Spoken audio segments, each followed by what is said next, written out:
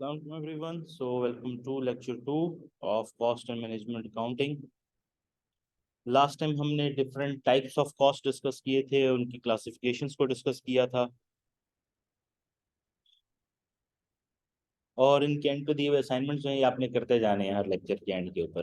अगर ये आप नहीं करेंगे, why am I focusing on this, अगर आप या मैं आपको कोई टास्क देता हूँ कि आपने ये चीज़ प्रैक्टिस करनी है या ये असाइनमेंट करके मुझे देनी है, वो आप करेंगे ज़रूर। अगर आप नहीं करेंगे, आज तो आपको लग रहा है ना मुझे समझ आ गया, सर ने बोर्ड पे बना के बहुत आसान काम था ये पेपर में आप कभी भी खुद से सॉल्व नहीं कर सकेंगे, बिकॉज आपने उसको अपने हाथ से सॉल्व नहीं किया होगा, आपको पता ही नहीं होगा कि मैंने ये क्या करना था स्टेज के ऊपर, इस स्टेप पे क्या करना था। जब आप खुद से उसको प्रैक्टिस करेंगे असाइनमेंट को, तभी आपको पता चलेगा अच्छा ये करना है, फिर ये करना है, फिर ये करना है। ठीक है, तो वो स्टेप सीखना आपके लिए जरूरी है। अगेन, असाइनमेंट कॉपी करेंगे उसका आपको नुकसान होगा, फायदा नहीं होगा।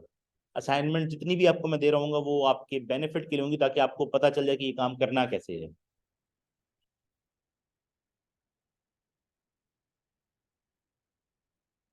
आज हमने लेसन 3 में से बेसिकली फाइनेंशियल स्टेटमेंट्स को डिस्कस करना है, कि फाइनेंशियल स्टेटमेंट्स प्रिपेयर क्यों की जाती हैं।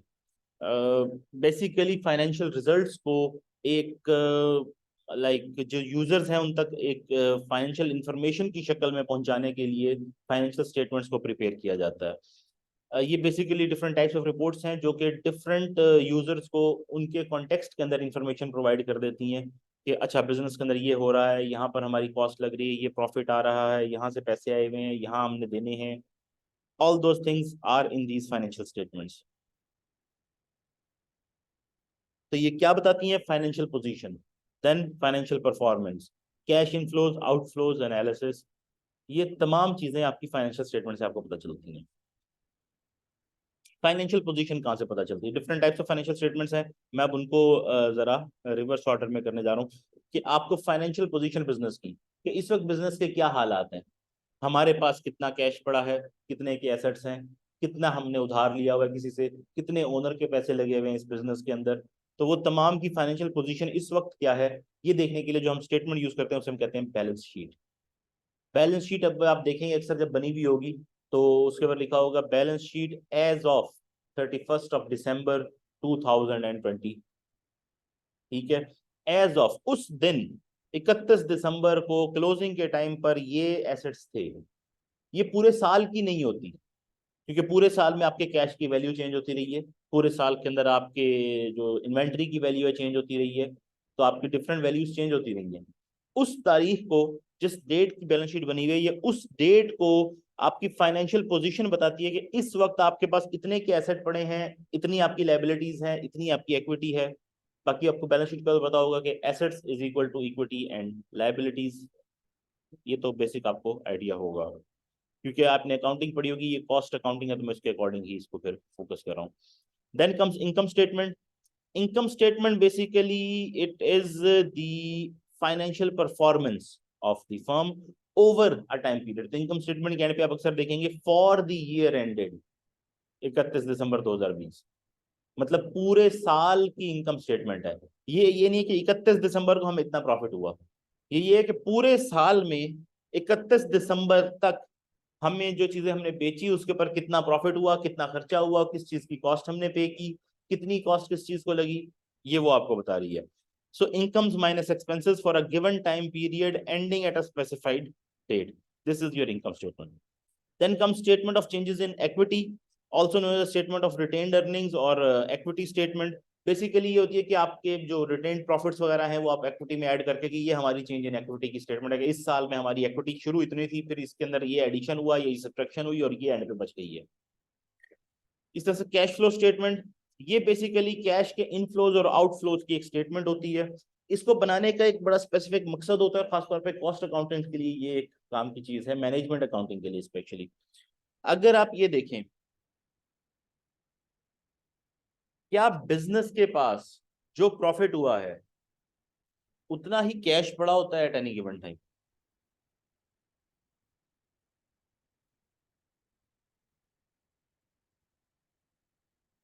चलिए, इसका आसानी से आपको जवाब मिल जाएगा।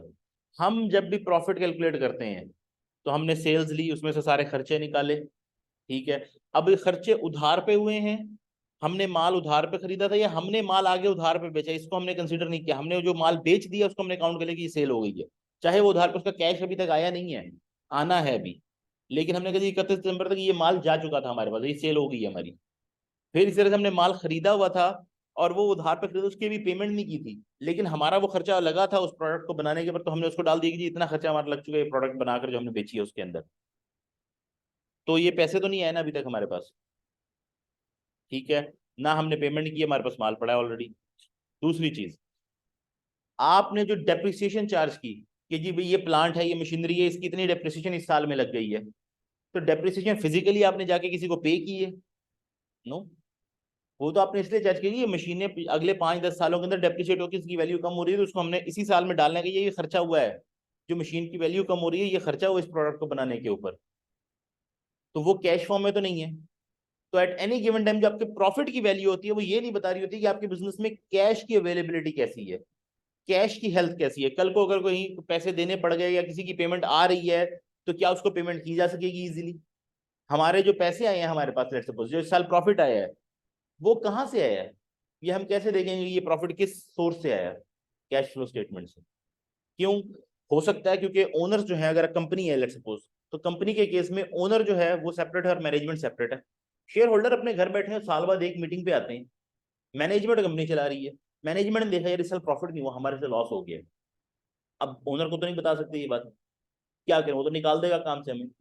हमने सोचा जी क्या करें क्या करें, पता चला जी यार ये फैक्ट्री जब शुरू की थी ना ओनर ने, उसने साथ इसकी बड़ी जमीन ले ली थी, तभी तब जमीन दी थी में उसके बाद पैसे, तो उसने बड़ी जमीन ले ली। अब ना वो जमीन अच्छी खासी महंगी हो गई है, हम एक काम करते हैं जमीन में से एक छोटा सा चंक बेच देते हैं। अब वो जमीन खरीदी थी 1 लाख रुपए मरला के ऊपर, आज बिक गई है 20 लाख रुपए मरले के ऊपर। उन्होंने कुछ मरले बेचे और प्रॉफिट दिए कि जी इतना अपना प्रॉफिट कमाया और अपने बोनस भी लेके निकल गए। ओनर को कैसे पता चलेगा कि भाई ये पैसा कहाँ से आया है? वो कैश फ्लो स्टेटमेंट देखकर तो ये बताइए यार ये तो हमारी अपनी जमीन बेच कर उन्होंने पैसा कमाया, ये तो बिजनेस के प्रॉफिट से तो नहीं आया। You see, so cash flow की अलग से एक स्टेटमेंट तैयार की जाती है जिसमें बताया जाता है कि कैश फ्लो किस सोर्स है। इसमें अंदर 3 सोर्सेज होते हैं, cash flow from operating activities जो कि आपके बिजनेस का एक्चुअल प्रॉफिट है, from investing activities and from financing activities. आपने कोई इन्वेस्टमेंट की हुई थी उसमें से आया है, या आपने कोई फाइनेंसिंग की हुई थी उसमें से आया है, या उसको दिया है आपने कुछ। तो cash at any given time कितना आ रहा है, कितना जा रहा है, कहाँ है और कितना कैश पड़ा आपके पास, उसके हालात जो है वो आपको कैश फ्लो स्टेटमेंट बताती है। So it summarizes the inflows and outflows of cash and cash equivalents for a given time period ending at a specified date. Then notes to the accounts भी होते हैं इसके बाद जो दिए हुए होते हैं। It includes the accounting policies, disclosures and other explanatory information, जो कि खासतौर पर जरूरी है कि अगर आपको देखना चाहिए यार ये डेप्रिसिएशन किस हिसाब से चार्ज की है, तो वो देखने के लिए आप नोट्स में जाएंगे, अच्छा यार ये इतने एसेट्स थे इस हिसाब से चार्ज कर रहे हैं पर ईयर, इस टेक्निक को यूज किया है। तो डिफरेंट डिटेल्स के एक जो कॉस्ट कहाँ से किस हेड से आई है, सेल्स इतना रेवेन्यू है तो ये कहाँ से चेक करो, जैसे प्रोडक्ट ए का इतना था, बी का सारों का मिलाकर इतना बन गया था, अच्छा जी ठीक है, तो वो चीजें सारी आपकी नोट्स में दी हुई होती हैं। जितने डिस्क्लोजर है जो आपने अकाउंटिंग स्टैंडर्ड्स यूज किए हैं उनका डिस्क्लोजर वहां पर दिया होता है नोट्स के अंदर।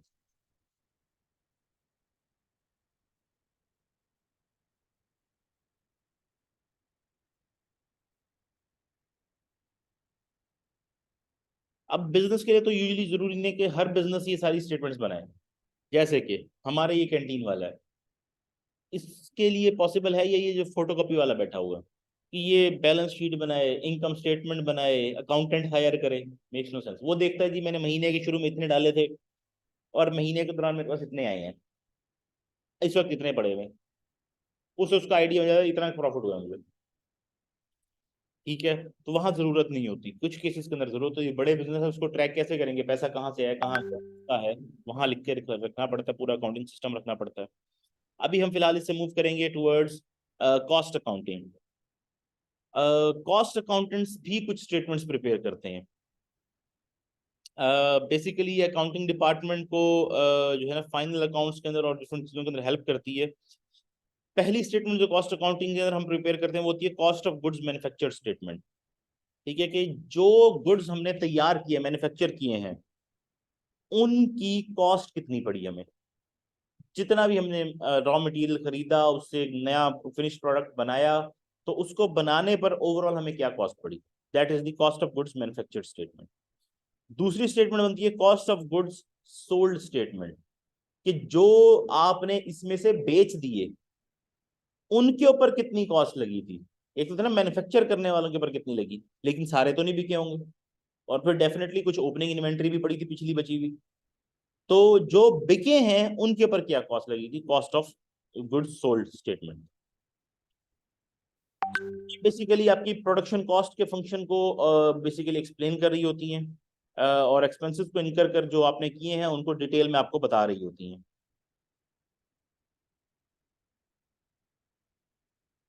अब बिजनेस की एंटिटीज किस टाइप की हो सकती हैं, बहुत सारे बिजनेस हो सकती हैं। एक मैन्युफैक्चरिंग का बिजनेस हो सकता है, हम जी रॉ मटेरियल खरीदते हैं, मैन्युफैक्चरिंग करते हैं और बेचते हैं। हम चेयर बनाकर बेचते हैं, हम लेट सपोज पेंसिल बनाकर बेचते हैं, बॉल पेन बनाकर बेचते हैं। हम रॉ मटेरियल खरीदते हैं, प्रोडक्ट बनाते हैं, बेच देते हैं। हम प्लास्टिक का फर्नीचर बनाकर बेचते हैं, वट एवर। एक होती है trading entities. Trading entities basically माल खरीदा एक जगह से और उसको दूसरी जगह पर जरा महंगी प्राइस के ऊपर बेच दिया, अपना प्रॉफिट उसमें से कमा लिया। ठीक है, आपने यूनिलीवर से माल उठाया, आगे अपनी दुकान पे रखा, लोगों को बेचा और उसमें से प्रॉफिट कमाया। ये ट्रेडिंग एंटिटीज हैं, कि माल बनाता कोई और, आप उससे सिर्फ माल उठाते हैं और उसको बेचने का काम करते हैं। और फिर कुछ होती है सर्विस एंटिटीज, जैसे कि बैंक है, वो आपको सर्विस प्रोवाइड करता है, कोई चीज तो नहीं बेचता ना, ना बनाता है ना आपको बेचता है कोई चीज, वो आपको सर्विस प्रोवाइड कर रहे हैं। इस तरह से एजुकेशनल इंस्टीट्यूशन आईयूबी, ये आपको सर्विस प्रोवाइड कर रही है। तो सर्विस एंटिटीज, ये तीन टाइप्स होती हैं एंटिटीज की। Moving on to inventory. Inventory एक बिजनेस की एक बहुत इंपॉर्टेंट कैटेगरी होती है, क्योंकि आप जाना चाहते हैं आपके पास कितना माल पड़ा है। इन्वेंट्री इज बेसिकली कि हमारे पास इस वक्त स्टॉक में माल कितना पड़ा है, रॉ मटेरियल कितना आया था, हमने कितना खरीदा था, बच कितना गया, तो वो इन्वेंट्री में हमारे पास कितना पड़ा हुआ है, that is your inventory. It is the cost held in materials, supplies, work in process, and finished goods that will provide economic benefit in future. It is also known as stock. हाँ, ये दो चीजें जो मैंने इसके अंदर miss की हैं, मैं सोचा था कि आगे आएंगी, मैं तब डिस्कस कर लूंगा। एक है रॉ, अब इन्वेंट्री की तीन टाइप्स हैं फर्दर। एक है रॉ मटेरियल की इन्वेंट्री, जहां पर आपने खाम माल खरीदा।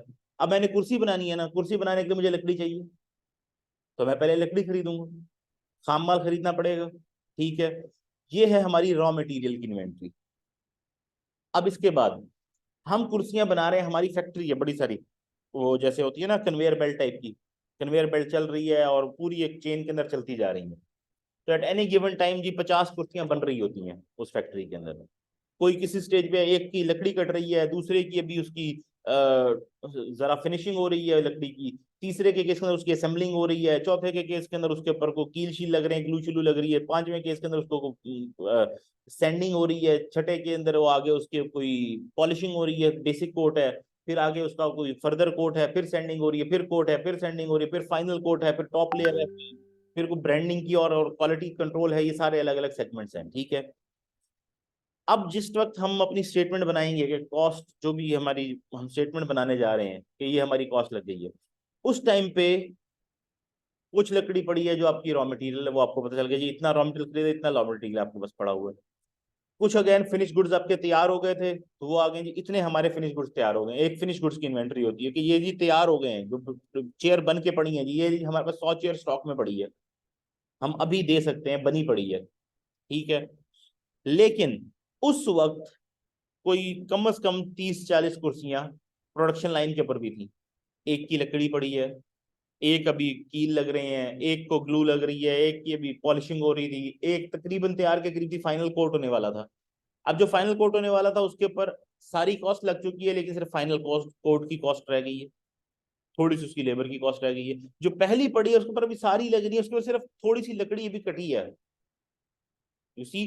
तो उस सारे की भी एक इन्वेंट्री ली जाती है, इसे हम कहते हैं वर्क इन प्रोसेस इन्वेंट्री।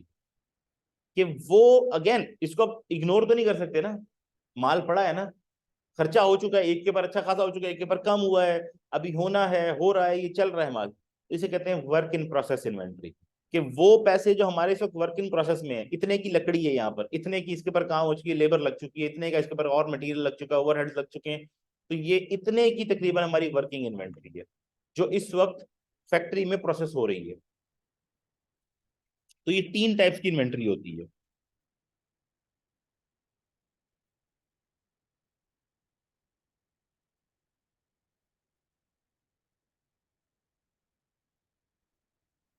और इन्वेंट्रीज का जानना जरूरी इसलिए है बिकॉज आप जब कॉस्ट ऑफ गुड सोल्ड निकालेंगे तो आपको पता तो आपके पास ओपनिंग इन्वेंट्री कितनी थी, प्रोडक्शन कितनी हुई, और एक्चुअली सेल के बाद बच कितनी गई है इन्वेंट्री। तभी आप एग्जैक्टली बता सकेंगे इतने की सेल की है, इसके अगेंस्ट एक्चुअली इतने की कॉस्ट लगी है हमारी।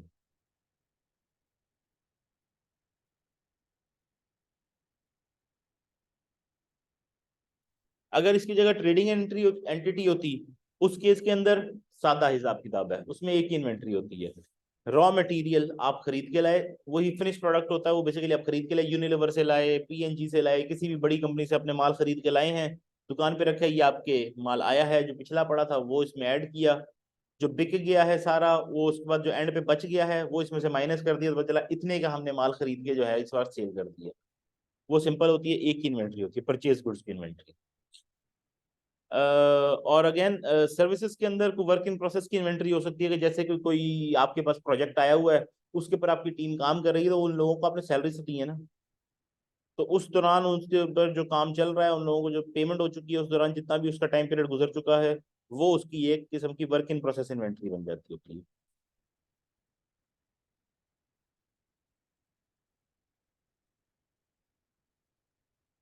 अब ये आपके पास बुक आपने ओपन की हुई है, 3 पेज नंबर 17।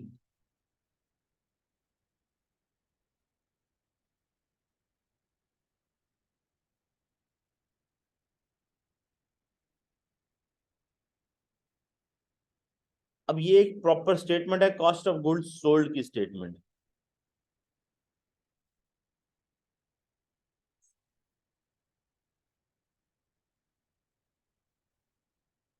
एक चीज मैं सोच रहा हूँ, मैं आपको पहले मटेरियल से स्टार्ट करवा दूं या फिर सोल्ड से ही स्टार्ट करवा दूं?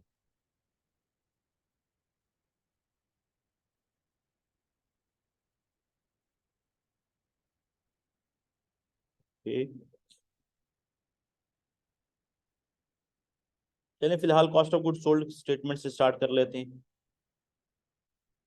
अब ये मैं इसलिए बोर्ड पे नहीं बना रहा, फिर टाइम काफी लग जाएगा। आपके सामने अब स्टेटमेंट है। डायरेक्ट मटेरियल कंज्यूम सबसे पहली चीज जो हम कैलकुलेट करेंगे, ठीक है, क्योंकि अगर कोई भी चीज आपने बेची है तो उसको बेचने की जो कॉस्ट आई है उसके अंदर जो मटेरियल लगा था उसको बनाने के पर वो आ जाएगा, ठीक है।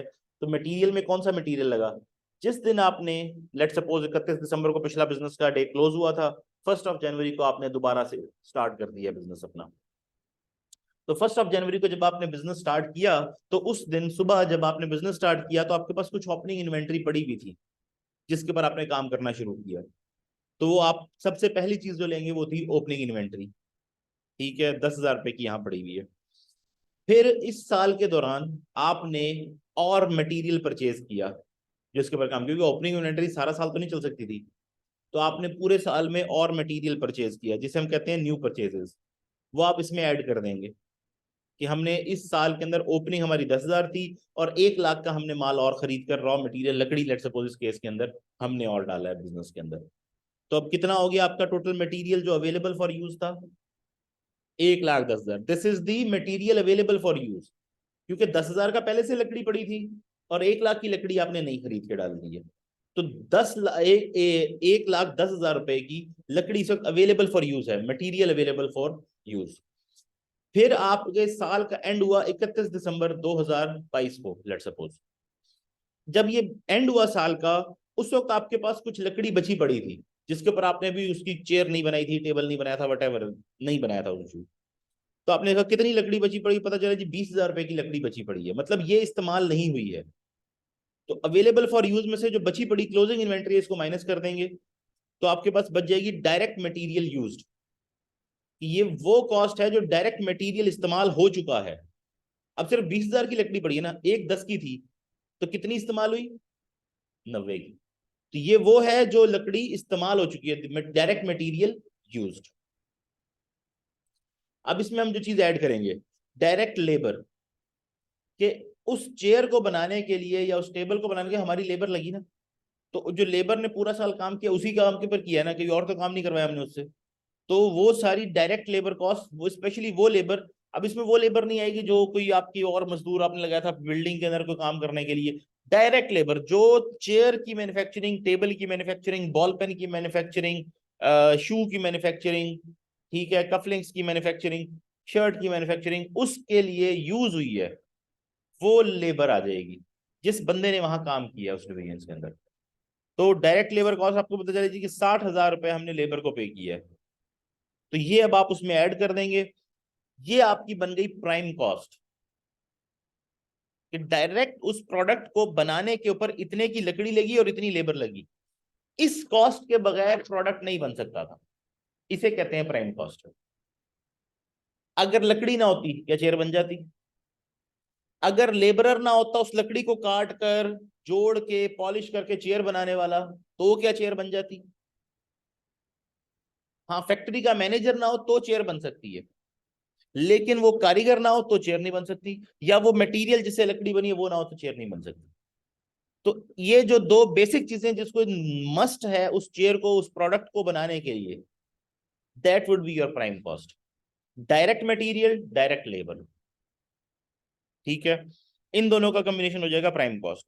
अब ये डायरेक्ट लेबर है, इनडायरेक्ट लेबर नहीं है। जैसे कि आपकी ये फैक्ट्री है, सिक्योरिटी के लिए यार माल चोरी हो जाता है, कोई नशैया के ले जाता है चीजें हमारी चोरी करके, तो हमने बाहर गेट के पर एक गार्ड खड़ा किया हुआ है, उसकी जो सैलरी है वो डायरेक्ट लेबर में नहीं आएगी। वो गार्ड नहीं भी खड़ा होगा तो भी ये चेयर अंदर बैठा हुआ कारीगर बना सकता है, वो डायरेक्ट लेबर में प्राइम कॉस्ट का पार्ट नहीं बनती होती।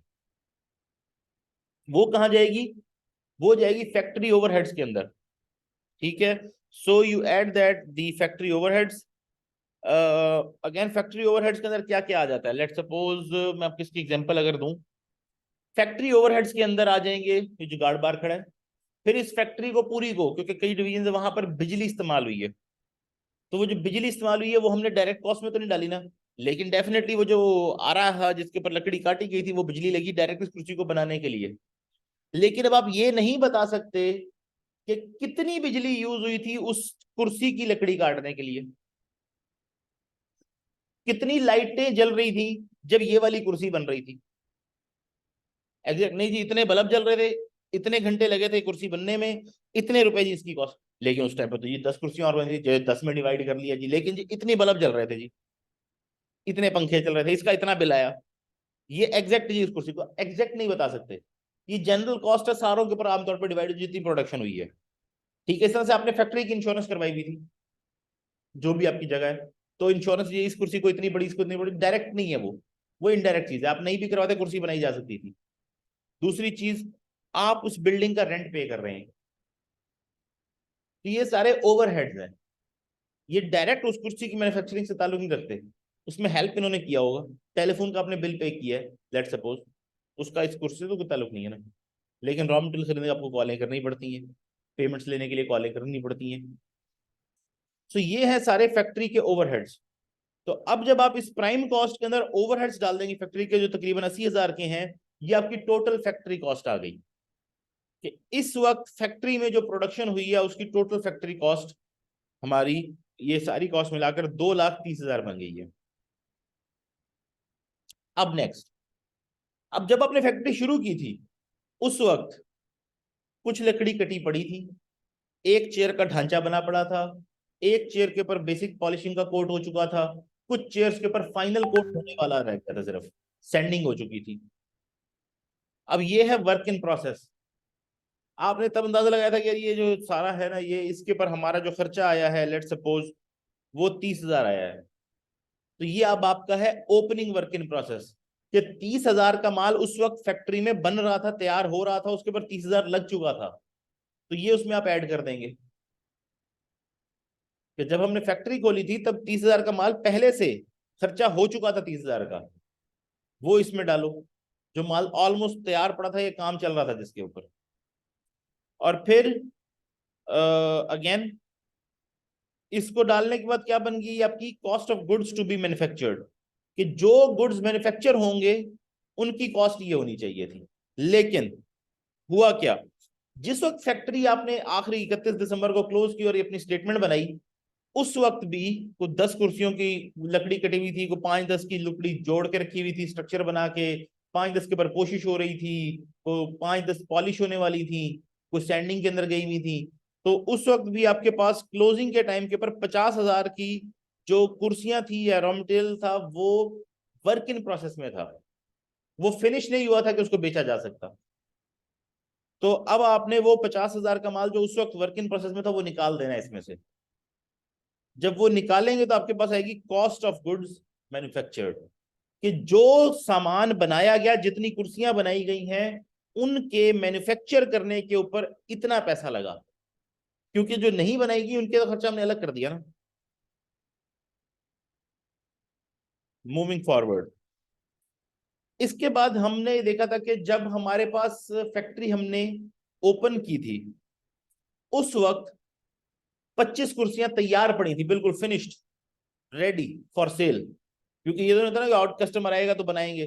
हमने तैयार करके डिस्प्ले पे लगाई हुई थी 25 कुर्सियां, कोई आए तो अभी खरीद सकता है। तो जो तैयार पड़ी थी वो उस वक्त पड़ी थी ना, तो जब साल में बेची उसमें से वो भी बिकी होंगी, तो वो भी इसमें ऐड करो।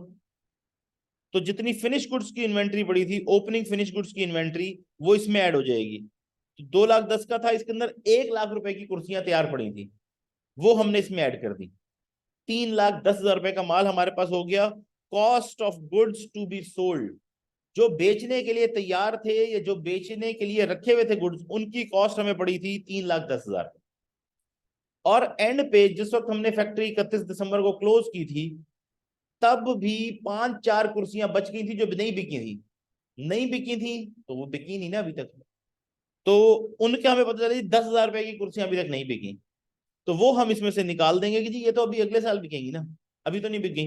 तो वो निकाल के हमें पता चला जी कि हमारी कॉस्ट ऑफ गुड्स सोल्ड, जो भी कुर्सियां हमने इस साल के दौरान बेच दी हैं, उन कुर्सियों की कॉस्ट 3,00,000 रुपए आई है। क्लियर हो गया ये मामला?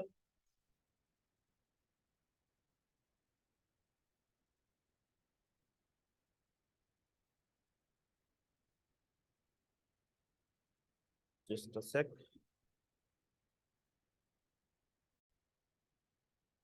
Elements of cost of goods manufactured and sold statement. Number one, आपकी जो कॉस्ट है वो है मटेरियल और सप्लाईज। दूसरी कॉस्ट जो आपकी लगती है वो है लेबर कॉस्ट, और तीसरी कॉस्ट जो आपकी लगती है वो है फैक्ट्री ओवरहेड्स। जबकि जो इन्वेंट्री है उसमें मटेरियल्स और सप्लाईज की, जो रॉ मटेरियल की इन्वेंट्री है, दूसरी वर्क इन प्रोसेस की इन्वेंट्री होती है, और तीसरी फिनिश गुड्स की इन्वेंट्री होती है आपके पास। अब ये स्टेप वाइज यही कैलकुलेशन की गई है। आ जाए तीनों। वालेकुम सलाम। ठीक है। और आगे, वालेकुम सलाम, प्लीज आ जाइए ज्वाइन अस। ओके। आगे इसके प्रैक्टिस क्वेश्चंस दिए हुए हैं, ये अब आपने प्रैक्टिस करने हैं। सॉल्यूशन भी साथ दिया गया है, लेकिन सॉल्यूशन देखे बगैर पहले खुद प्रैक्टिस करें, फिर सॉल्यूशन अगर नहीं हो रहा तो सॉल्यूशन देखकर प्रैक्टिस करें।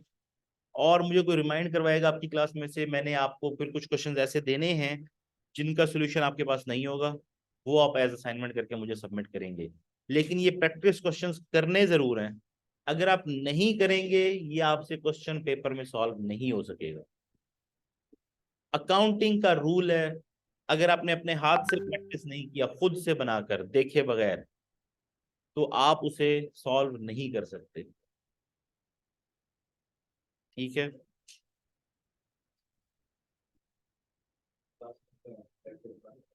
जी वो रिकॉर्डेड है उसका, बल्कि मुझे कोई रिमाइंड करवाइएगा, वो मैं आपको शेयर कर दूंगा। ठीक है, मैं उसका लिंक आपको शेयर कर दूंगा सबसे।